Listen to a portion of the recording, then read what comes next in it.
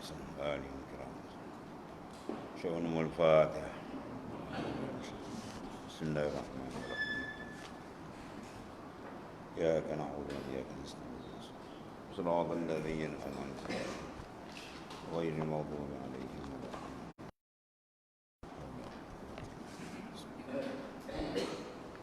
ولا الله.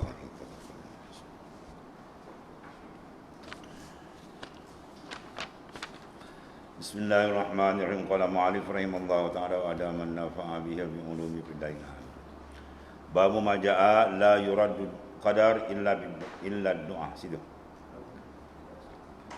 Bab yang terdatang ini menyatakan tiada menolak qadar melainkan doa. Apa maksudnya? Ketahuilah kira saudaraku, qadar itu takdir Allah pada azali. Dan tentunya akan suatu itu berlaku di dalam waktu yang maklum padanya. Waktu yang telah ditetapkan oleh Allah Subhanahu wa taala. Dan doa itu ialah memohon dan meminta akan Allah Taala suatu pada Allah Taala. Maka berdoa itu disuruh oleh Allah Taala. Maka manakala ia disuruh oleh Taala, jadi ialah satu daripada ibadah. Ud'uni astajib lakum. Memintalah aku perkenankan, Tuhan kata. Maka sekalian muslimin telah disuruh beriktikad bahawasanya tiada satu yang memberi bekas pada alam melainkan Allah Ta'ala. Itu akidah dan pegangan ahli sunnah wal jamaah berdasarkan nas Quran dan hadis-hadis yang lain daripada Nabi sallallahu alaihi wasallam. San pada alam semua ini melainkan Allah Ta'ala. Dan tiap-tiap suatu yang dijadikan Allah Ta'ala itu semuanya dengan kadarnya. Maka tiada satu perkara daripada makhluk ini boleh menolak apa satu yang ditakdirkannya. Seperti jikalau sudah ditakdirkan umurnya dan rezekinya dan amalnya bagi makhluk, nascaya tidak bertambah ia dan tidak kurang ia. Tiba-tiba ada pula satu hadis telah dikeluarkan oleh Tirmizi akan bahawasanya doa itu menolak takdir Allah. Apa maksud ini? Kita nak faham akan maksud dia itu. Kalau tengok pada zahir, seolah-olah macam berlawan. Ya. Dan kebaktian itu menambahkan umur. Bila kita buat kebajikan, umur kita bertambah. Apa makna? Ya itulah demikian katanya, keluarkan hadis dulu. An Salman qala Rasulullah sallallahu alaihi wasallam la yaruddu qada'a illa du'a wa la yazidu fil umur illa bir.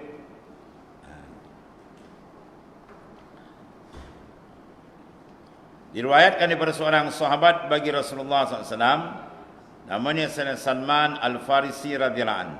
Katanya telah bersabda Rasulullah SAW, tiada menolak qada itu melainkan doa, dan tiada menambahkan panjang umur melainkan kebaktian. Kata Abi Isa, dan pada bab ini ada riwayat daripada Abi Sa'id, Abi Usaid, dan bermula ini hadis hasan lagi gharib. Masalah dia apa? Doa boleh menolak qadar itu bagaimana? Apa maksud dia? Sedangkan yang kita faham, semua benda takdir, tidak siapa yang boleh menolak takdir Tuhan. Kata ulama, maka jadilah zahir hadis ini bahawasanya doa itu boleh menolak takdir. Begitu juga menolak takdir Allah. Maka jadilah satu perkara yang muskil. Sabda Nabi ini kerana seolah-olah doa dan bakti itu mengalahkan ilmu dan iradat Allah Ta'ala. Seolah-olah pada zahir nampak begitu. Seolah ilmu kita ni boleh kalahkan takdir Tuhan. Doa kita ni boleh menghapuskan ketetapan Tuhan. Wah, ini besar. Telah dijawab oleh ulama. Tak dapat, tiada.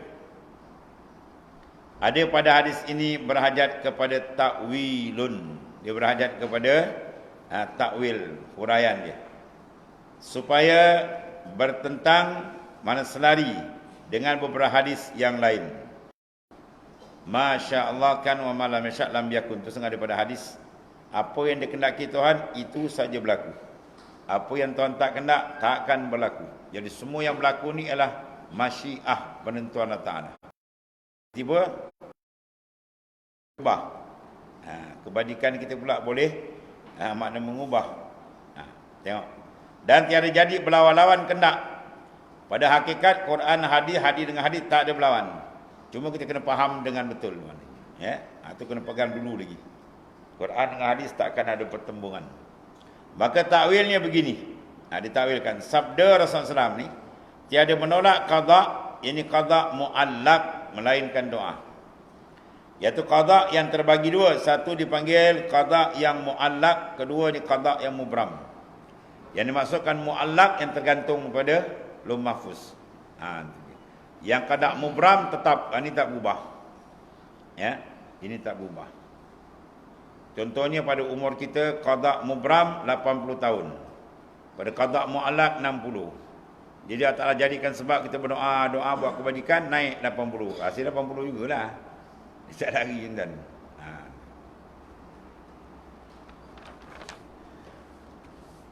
Masalah qada mubram dan qada muallaq. Apa maknanya? Kata ulama, qada mubram ialah sesuatu yang ditentukan Ta'ala dalam ilmunya tidak boleh diubah. Yang ini tak boleh berubah ni. Dan tidak boleh ditukar akan dia. Sedikit pun tak berganjak, sedikit pun tak akan berlaku perubahan. Dan qada muallaq seperti satu perkara yang bertaklid. Itu mana muallaqun, mana benda yang bergantung, Tuhan gantungkan. Sekiranya engkau berdoa, nasai diperkenankan apa doa. Ya. Dan jika sekiranya engkau berbuat kebaktian, itu mana muallaq digantung. Ya, dan silaturahim nasai dipanjangkan umurmu. Dan sekiranya tidak diperbuat kebaktian dan tidak berdoa, maka tiadalah diperkenankan. Ya, dan ditambah umur tak ada. Menurut dan bertentangan dengan barang yang dalam ilmunya. Maka qada muallaq itu ditolak oleh doa. Muallaq tadi. Walhasil macam tadilah. Pada hakikatnya semua Tuhan dah tentu azal lagi. Ya. Pada muallaq dia letaknya 60 misalnya. Jadi kan 70. Pada mubram 80. Jadi Tuhan gerakkan bahawa doa, maka ditambah yang 70 jadi 10, jadi 80. Jadi tak akan berganjak dengan mubram. Atau ada. Apa hikmah di sini? Hikmah nak tunjukkan bahawasanya amalan soleh tadi, itulah dia punya hikmah Allah Ta'ala bagi. Ya. Bukan maknanya qada tadi boleh ditolak. Qada mubram, qada yang hakikat ni boleh tolak tak? Yang tu pun Tuhan qadakan juga pada hakikat ni. Doa dia pun qada Tuhan juga. Tuhan yang gerakkan dia berdoa. Semua dia hakikat ni Tuhan. Ya. Tak ada satu pun, semua daripada dia.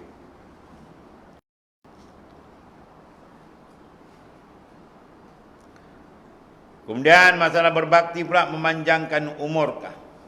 Sebenarnya sepotong hadis dalam masalah 347 ni menyebutkan tiada menambahkan pada umur melainkan kebaktian.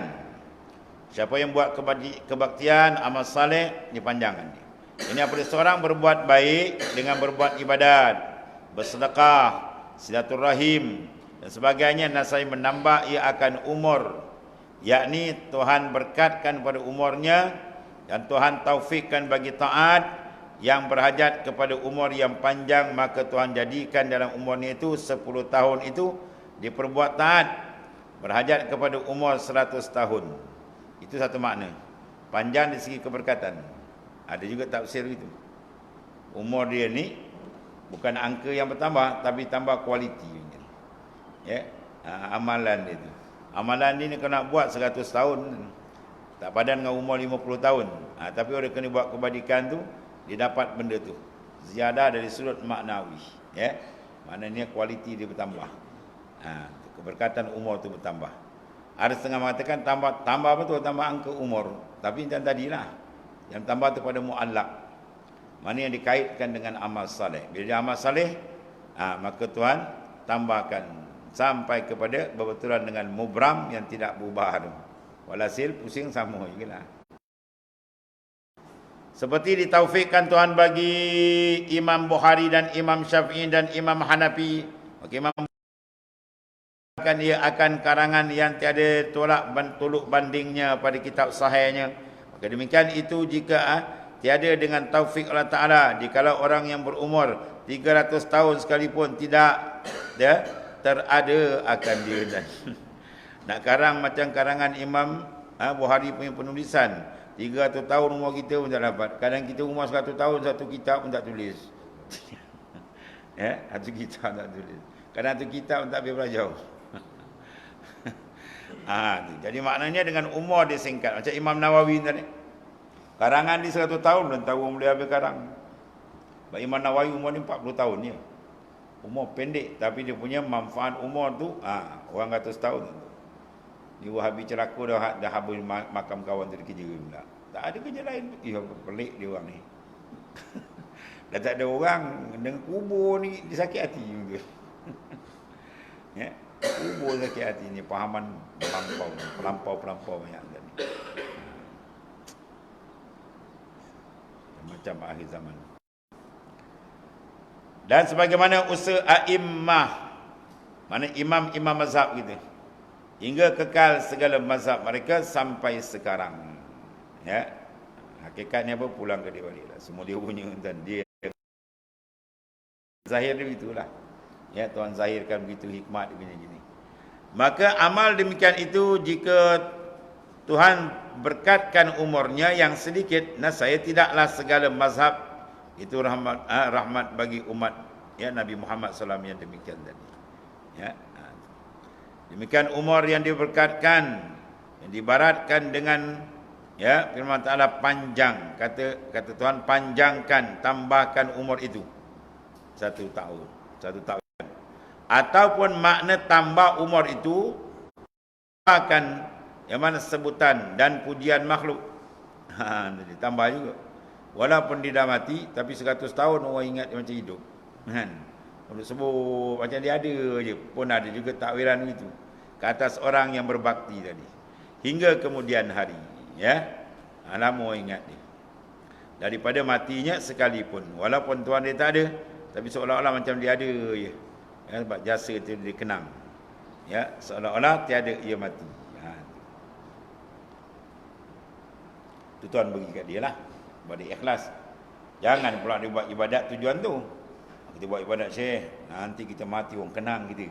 Itu habis, batal pahala. Ini dia buat ikhlas. Maka Tuhan balas dia tadi. Jasa dia dikenang. Kubur makam-makam ulama besar ni hari-hari orang ziarah ke Imam Syafi'i berdua-dua orang tadi. Ada dia orang ziarah. Seolah-olah dia masih hidup lagi maknanya. Itu satu takwilan. Misal seperti anbiya, aulia, ulama, aulia semua tu. Dikenang. Tapi walaupun dia roboh pun orang kenang kan. Tapi nak cerita itulah jahatnya dia. Dah perangai dekat Malaysia. Habis kat Kelantan dia roboh kan ni. Dia buat fitnah pula, dia kata keluarga dia suruh. Padahal keluarga tak tahu menahu. Tuan Tabal, tuan-tuan mu'alim, tuan Juhaib punya guru. Lama besar, wali besar. Maka beribu-ribu tahun pun tiada hilang namanya disebut oleh makhluk. Ada lagi hidup macam ada lagi Rasulullah SAW. Kan? Itu makna dia itu. Sentiasa disebut-sebut.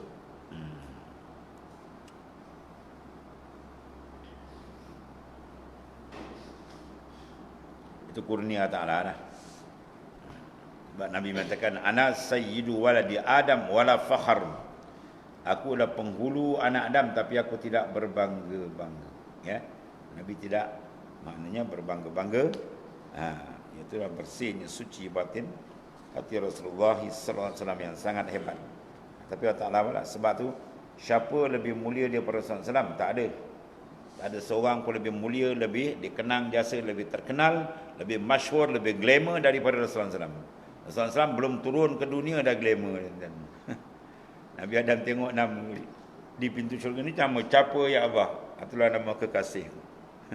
Nama siapa yang kau gandingkan? La ilaha illallah Muhammadur Rasulullah. Sehingga Nabi Adam pun bertawassul dengan Nabi sallallahu alaihi wasallam. Fatawassala Adamu min zambihi faqad ihtada man yaqtadi bi abihi. Fatawassala Adamu min zambihi. Nabi Adam telah bertawassul dengan keberkatan Rasulullah SAW. Ya. Tentang kesilapan ijtihad dia itulah tersilap. Faqad ihtada man yaqtadi bi abihi. Maka dapat hidayat petunjuklah orang yang mengikut akan datuk dia Adam AS. Kalau datuk Nabi Adam bertawassul kepada Rasulullah SAW, siapa kita tak nak bertawassul? Siapa kita? Ya, recommend kan, recommendation. Kita nak minta kerja, pergi ke pejabat besar. Pergi pejabat orang tanya, datuk ni kau kenal? Orang ni kau kenal? Kenal tuan. Kenal, saya baik dengan dia. Ada harapan. Ni kau kenal? Tak kenal. Dia ni, dia selalu gaduh dengan saya. Lagi tak dapat. Orang kawan baik dia ditanya kau kenal ke? Kenal. Orang bergaduh pula orang tu. Dia kata tak payah, tu buku je lah. Ya, jadi kalau kita baik dengan orang yang dimuliakan oleh Ta'ala, harapan kita mudah lah. Ya. Itu dipanggil bertawassul mengambil keberkatan ni. Ni pula tawassul pula dia kata tak boleh. Macam-macam tentang ni. Pahaman melampau Wahabiyah ni berat ini.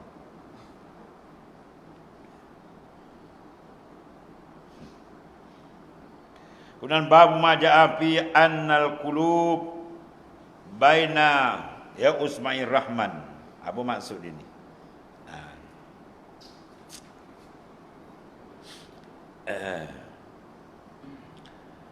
Bab datang ini menyatakan bahawasanya hati itu antara dua jari Tuhan yang Rahman. Zahir kita pakai Tuhan tu ada jari pula.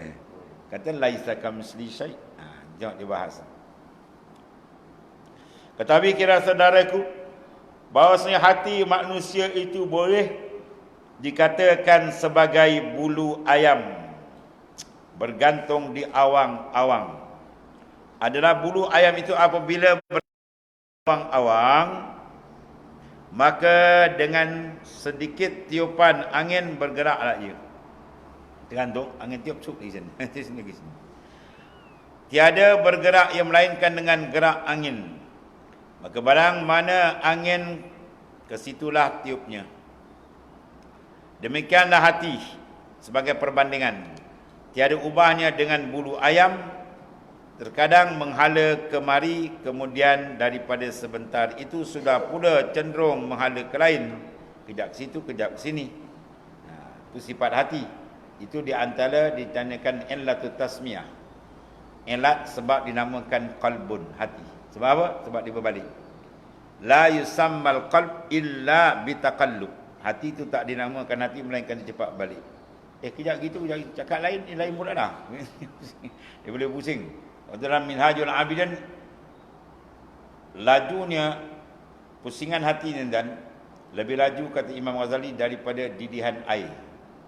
Tuan-tuan tengok air mendidih macam laju kan. Hati lagi laju kata Imam Ghazali. Kejap gitu, kejap gini, kejap gitu, kejap gini.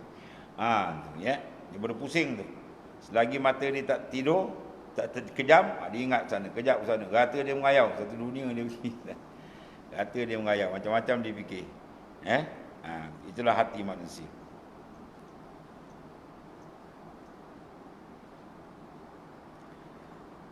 Kemudian pula berfikir ada lebih-lebih elok lagi. Dan terkadang terhenti, terkadang lemah. Itulah. Maka tiada berubah hati itu seperti bulu ayam digantung di awang, dan tiada berbalik yang melainkan dibalik-balik Allah Ta'ala dengan sekendaknya. Sebab itu dalam mazhab Taus wajib baca dia. Sebelum daripada salam, ya muqallibal qulub sabbit qalbi ala. Wahai Tuhan yang membalik-balikkan hati, sabit, mana pertetap agama engkau. Sebab sejarah telah membuktikan hati punya perangai. Daripada wali aulia Balaam, bom, tersenarai dengan Quran, mati kufur, na'udzubillah. Ya, daripada terbalik kan. Daripada orang pula injak teruk, pum, terbalik jadi waliullah pun nanti. Itu makna dia boleh terbalik. Kita pun merasa kan, kejap rajin, kejap malas, kejap sedap, kejap tawau. Kita punya ibadat kita rasa sendirilah. Kadang-kadang sedap, rasakan tenang. Kadang-kadang dia main serabut pun dia. Kadang-kadang dia rasa rajin, kadang dia punya malas, macam nak mampus. Dia punya malas. Pokok yang malas tu kan. Kalau guardian, sedap betul lah, yang macam kan. Kejap aja boleh menangis, kejap boleh menangis. Dia mari keras kan saja. Macam-macam perangai. Itu di hati dia berbalik-balik. Sebab tu bila benda macam ni cepat tergelincir, kita kena pantau betul-betul. Mohon pertolongan kepada Allah, tu rukun pertama dia. Ya, pemegang dia tu. Siapa pemegang dia? Dia pemegang. Kita minta dengan dia lah. Banyak minta pertolongan.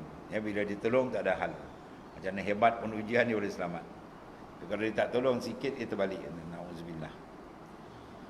Kemudian masalah hati dibalik-balikkan Tuhan itu dah apa dalil?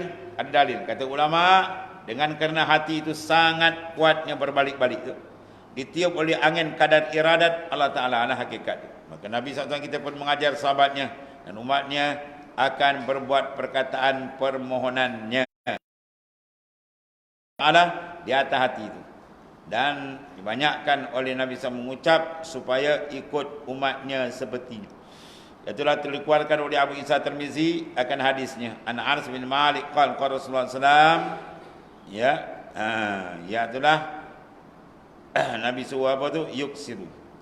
Ya, an yakul ya muqallibal qulub tsabbit qalbi ala din. Wa qultu ya Rasulullah sallallahu alaihi wasallam amanna bika wa bima ji'ta bih. Ya. Fahal takhafu alaina? Qala na'am. Innal quluba baina usbu'aini min asabi'illahi yuqallibuha kaifa yasha. Syahid kita tu apa sini nak kata? Innal qulub baina usbu'ain min asabi'illah yuqallibuha kaifa yasha. Allah.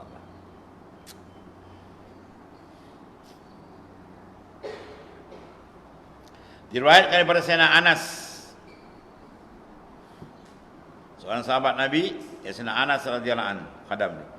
Adalah Rasulullah SAW membanyak ia bahawa mengucap ya muqallibal qulub tsabbit qalbi ala dinik. Ya. Kalau ramai baca jamak, ya muqallibal qulub tsabbit qulubana ala dinik. Supaya mana ya Tuhan kami, wahai Tuhan yang muqallibal qulub, membalik-balikkan hati, pertetapkanlah hatiku di atas agama Engkau. Ini penting. Ya, kalau tetap tu Tuhan bagi ketetapan, dia tasbit tamkin, macam mana ujian pun mati boleh tak banyak. Ya. Takut tak tetap juga sikit, takut terbalik, na'udzubillah.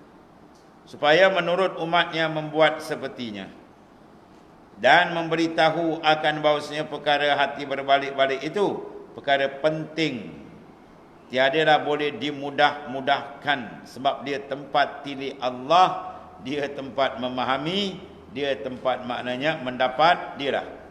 Kalau dia tak dijaga, takut dia tak jadi sejahtera, dia rosak. Bila rosak dia rosak lain, ya, rosak hati, rosak yang lain. Baik hati, baik yang lain, kan? Nabi jasad bin Adam mudghah, iza saluhat saluhat sa'il jasad kullu, wa iza fasada fasada sa'il jasad. Dan jasad anak Adam ada seketul daging, bila dia baik semua baik, bila dia rosak semua rosak. Itulah hati manusia. Ya, oleh kerana kita nak menjaga daripada kerosakan seluruh anggota, maka nak tackle mana? Hati itulah. Hati bila dia baik, apa dia baik hati? Beriman kepada Allah, taat kepada Allah, ya, kenal akan Allah Ta'ala, ya, kasih akan Tuhan, rindu dia akan Allah, bertawajuh hati ini ke Tuhan. Itu semua kebaikan-kebaikan hati. Kejahatan hati apa? Tak beriman dengan Tuhan, tak kenal Tuhan, nyelawan Tuhan, itu semua mana. Dia rosak situ dia. Ya, bila dia baik, dia baik aja hati, kita akan tengok semua perjalanan dia cantik. Tangan dia baik, mata melihat benda baik, telinga mendengar benda baik, dan begitulah sebalik. Ada oleh kerana itu Rasulullah tak putus-putus sentiasa berdoakan, ya, supaya minta Allah Ta'ala tasbit, mana menetapkan akan hati kita di atas agamanya. Kita tak minta tasbih atas lain, tak atas agama, atas dunia. Atas lain tak atas agama. Sebab agama bila selamat, semua selamat. Kalau agama tak selamat, semua tak selamat. Ya? Islam bila selamat, semua selamat. Allah.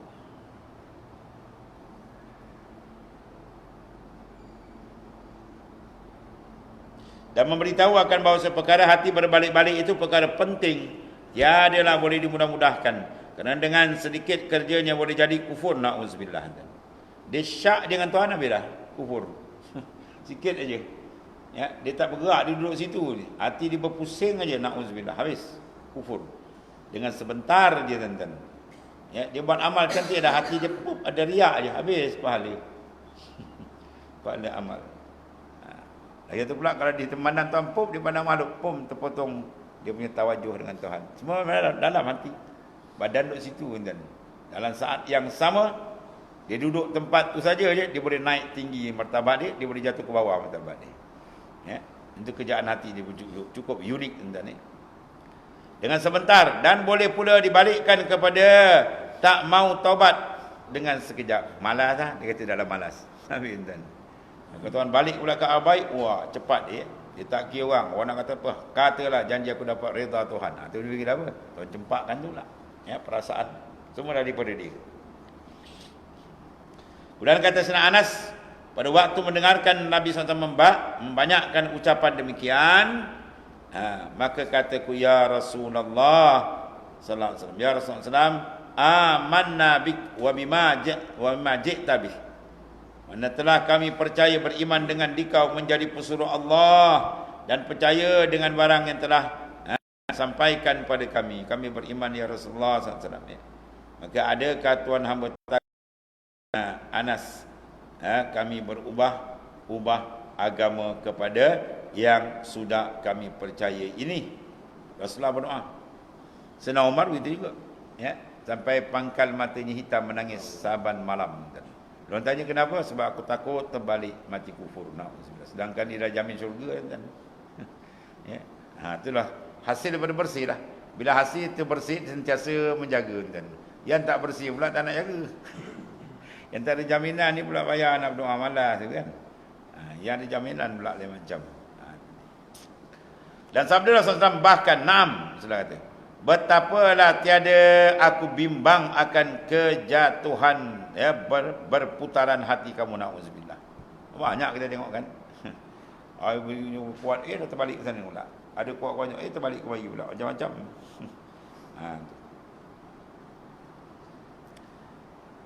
Bahawasanya hati itu antara dua jari daripada jari Allah Ta'ala, membalik-balik ia akan dia. Sebagaimana kendak ni. Jari mana kuasa dia. Jangan nampak jari macam jari kita pun. Habis kan nak syirik. Itu juga syirik, tak ada bangun lagi. Beriktikad dia tak kena dengan ahli sunnah wal jamaah. Dan kata Hadis Hasan, dan telah dikeluarkan oleh Muslim, Imam Muslim hampir dengan hadis ini dalam sahihnya apa? Abul Qadar, dalam bab qadar Imam Muslim ada keluarkan hadis. Pembahasan dia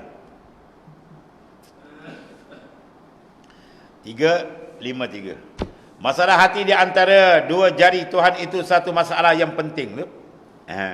Bagi kita ulama, bermula masalah hati di antara dua jari, daripada berapa jari Allah Ta'ala itu menjadikan kesamaran pada akal akan berserupa-serupaan Allah Ta'ala dengan makhluk. Dan macam sama pula ada jari, sedangkan Tuhan mukhalafah.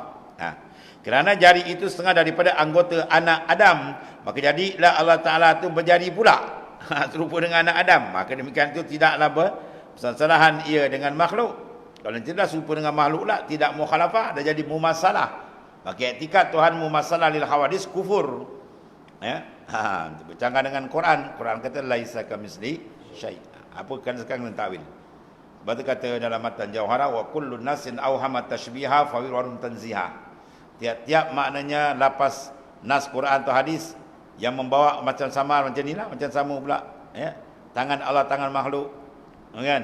Yadullahu fawqa aydihim, tangan Allah, tangan makhluk. Tangan macam mana? Itu dia. Wajhullah, wajah Allah, wajah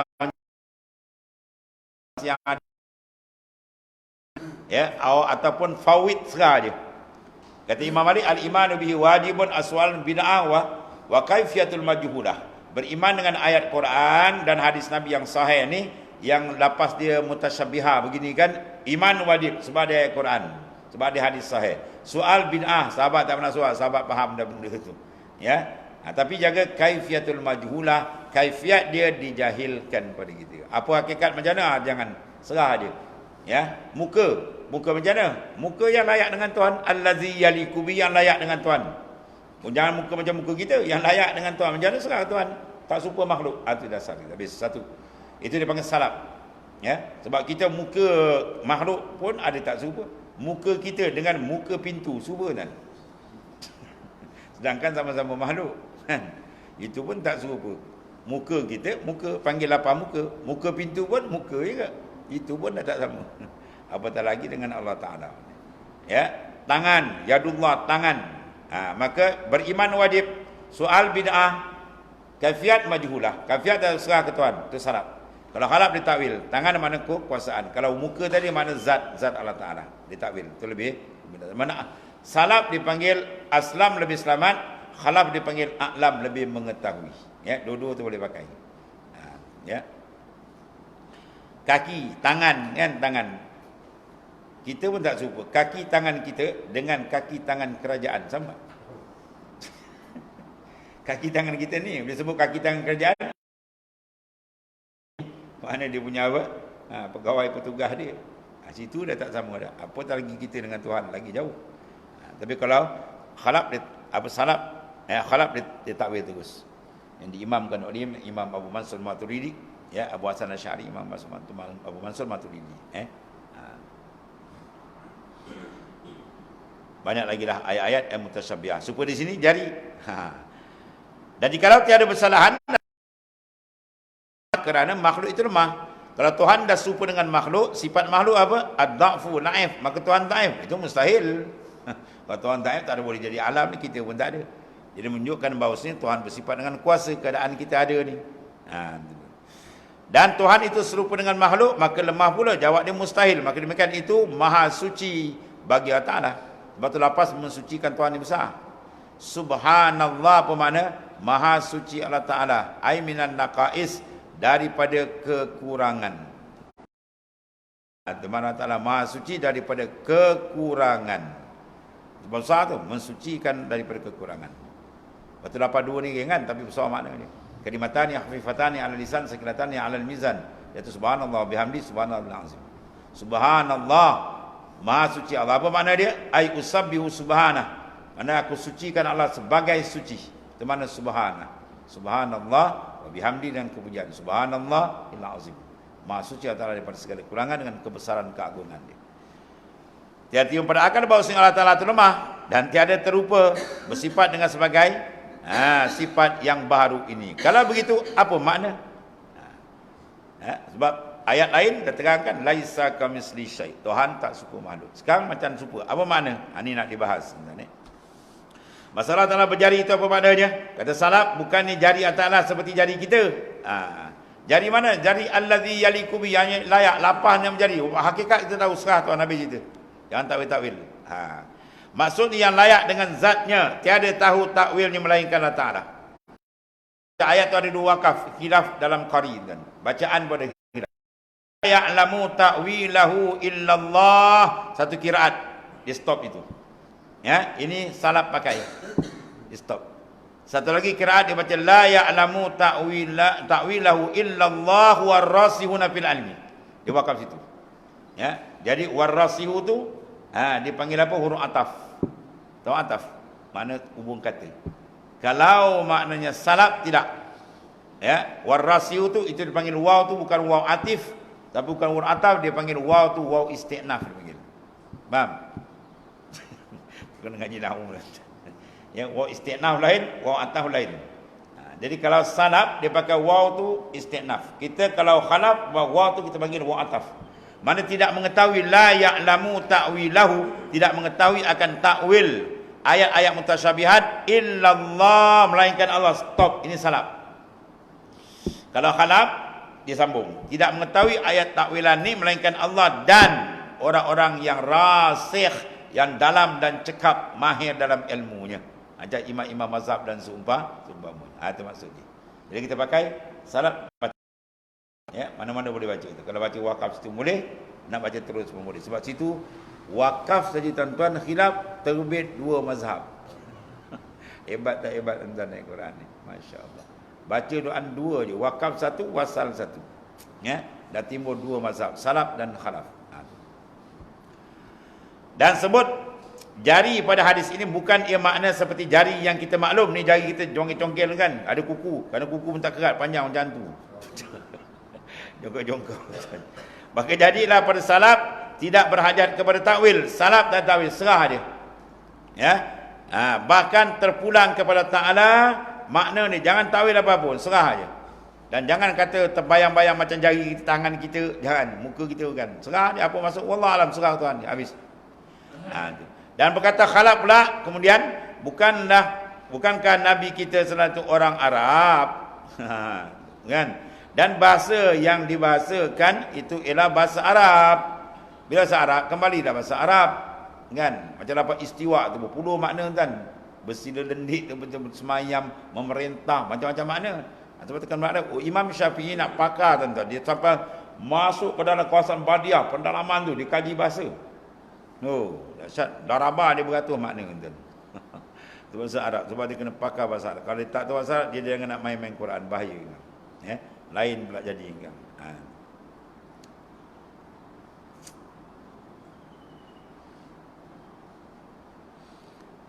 Kita bahasa kita pun kadang-kadang gentak dah lain. Makan. Kalau gentak lain, makan. Ada makna lain. Kata makan, gentak dia itu macam kita apa? Dia makan racun, dia makan. Makna tu dah. Padahal kalau tulis nama je huruf dia makan. Gentak je dah bagi makna lain. Kan? Itu makna. Itu bahasa kita. Bahasa ini bahasa Arab yang main. Bahasa tahliliyah. Bahasa diperuntukkan untuk kitab Allah Ta'ala. Memang dahsyat dalam kan. Quran kata baca alif lam surah Baqarah mula. Zalikal kitab. Alif lam mim itu satu habis dah, dia jam. Itu satu daripada ijazul Quran. Huruf muqatta'ah alif lam mim. Orang kafir tengok dia pening apa benda ni tak tahu kan. Situ dia jam dah. Bila zalikal kitab. Zalik za tu dia panggil apa? Isim isyarat. Lam tu apa makna? Lam lil bu'di. Bila tengok dia za lam tu lil bu'di. Makna Quran ni makna dia cukup dalam kan. Cukup tinggi, cukup jauh. Waktu Abdullah bin Salam dia pakai bahasa Arab. Dia baca Quran dia jam tu. Dah, ni bukan kalam orang itu. Ni memang kalam Tuhan pencipta alam gitu ya. Itu dahsyat ni Quran. Habis tu. Dan dikhitabkan, mana ditujukan itu ialah kita. Maka adakah tiap-tiap khitab itu tiada bermakna? Mesti ada makna. Tak dapat tiada ada makna. Maka seperti disabdakannya hati itu antara dua jari Allah, tak dapat tiada ada makna dia. Makna dia apa? Ya. Maka kita lihat dan kita selidik dalam bahasa Arab. Bukankah selalu orang-orang tua-tua dan orang-orang bijak-bijak bercakap dengan tamsil dan ibarat? Ya. Itu semua dalam genggaman saya itu semua. Bukan digenggam ni negeri itu. Ya, negeri itu dalam genggaman saya. Maksud dalam kuasa dia. Ada negeri besar-besar nak genggam. Jabatan tiang pun tak boleh nak genggam. Cuma dalam kekuasaan dia. Maka tak dapat tiada ya. Nabi itu pun bercakap dengan tamsil dan ibarat sebagaimana adat orang-orang yang bijak-bijak. Seperti kata orang bijak yang mempunyai beberapa abdi masalan. Dia ada hamba masalan ni. Tak usahlah kamu ya Mas'ud. Mas'ud keluar nama. Menunjukkan gagah dan kuat kamu, tak payahlah. Itu di bawah makna payungku semua tu. Tu semua di bawah payung aku. Apa makna payung? Bukan payung kita pakai tu, umbrella. Bukan payung kita pakai tak tu. Payung mak kau semua dalam lindungan aku, kau dalam kuasa aku, dalam jajahan aku, dalam makna kuasa aku kata. Dan kau semua tu dalam payungku dan dalam genggaman aku dia kata. Ya, nak genggam apa jari dia kan besar, dapat pula dia tak jari kecil pula. Lagi tak dia nak genggam kan. Maksud dia bukan itu. Bolehlah aku putar tengkuk engkau dengan dua jariku. Boleh dua jari nak putar tengkuk orang kan. Mana putar dengan dua jari. Itu makna apa? Bila-bila masa dia boleh ambil tindakan dalam kuasa dia maksudnya. Kalau orang tak tahu dia kata putar dia, try dia putar. Bahasa kiasan tuan-tuan. Maka dua tiga kalimah tu bukanlah bernama dengan makna hakiki. Dia bukan nak makna lafaz hakiki yang kita faham tak. Bahkan ia cakapan tamsil dan ibarat saja. Ya. Maka makna di bawah payungku, iaitu di bawah rahmat dan belas kasihanku, bawah perlindunganku, dan makna dalam genggaman itu milikku. Bukan digenggam kita. Sama mana? Dan makna diputar Dengan dua jari itu boleh ia memperhelahkan dan melakukan sebagai kendak ikut dia lah. Dia tokek, dia tuan, dia sayyid penghulu. Dengan mudahnya oleh kerana tinggi kekuasaannya dalam abdi. Dan demikianlah bahawa demikianlah jua sabda Rasulullah SAW. Itu pun tamsil dan ibarat jua. Mana hati di antara dua jari Tuhan itu ialah Rahman, dia kasih sayang ni. Dan dua kudrah ini kudrahnya iradat mudah sangat dan senang angat aku membalik-balikkan hati kerana tangkai kerana tinggi sehabis-habis tinggi kekuasaan, itu maksudnya. Antara dua jari jemari mana dalam kekuasaan besar Tuhan. Maka takwil halaf itu hilanglah kesamaran dan pada mengatakan Tuhan berjari. Dan jadilah ia memberitahu kepada kita akan cakap demikian itu ialah perkataan orang bijak-bijak berkhitab, mana bertuju cakap dengan orang-orang yang barang yang lekas menangkap akalnya oleh mengheritkan maksud ini tadi dengan dua jalan jalan salaf tiada takwil, serah terus. Jalan khalaf bertakwil dan berkata ulama bermula jalan orang salaf itu aslam. Jalan orang salaf dulu aslam mana lebih selamat, lebih sejahtera seorang daripada tersalah kerana dipulangkan kendaknya terus kepada Allah Ta'ala dan maknanya kepada Allah terus. Dan jalan orang khalaf itu ahkam, mana lebih sedap, lebih kemas, lebih mantap, lebih menetapkan bagi hati. Bila tangan mana kudrah, dah senang kita faham kan. Kerana keterangan itu satu-satu kita faham. Jadi dua-dua jalan ni adalah jalan yang dipakai dan diiktiraf oleh ahli sunnah wal jamaah. Wallahu a'lam. Dan babu ja'ala wallahu a'lam.